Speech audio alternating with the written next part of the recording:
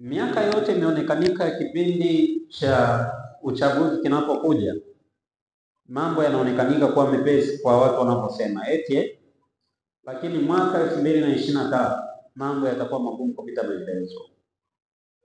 2025 ni mwaka mgumu kupita maelezo. Tunachotakiwa sisi ni kuomba, kwa sababu moja vitu nilivyoona, fedha imekuwa adimu kupita maelezo, lakini pia niliona hata eneo la moja ya sehemu ambapo watu wataathirika ni kwenye upande wa mafuta. Ni kwa upande wa mafuta.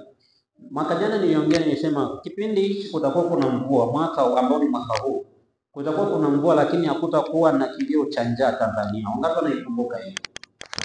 Hatujaisikia njaa, si ndio hivyo?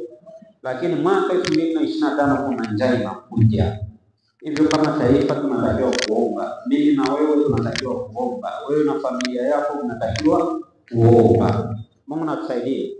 Na zaidi ya yote, katika level hiyo au katika nafasi ya taifa, ombea kitu kinachoitwa amani.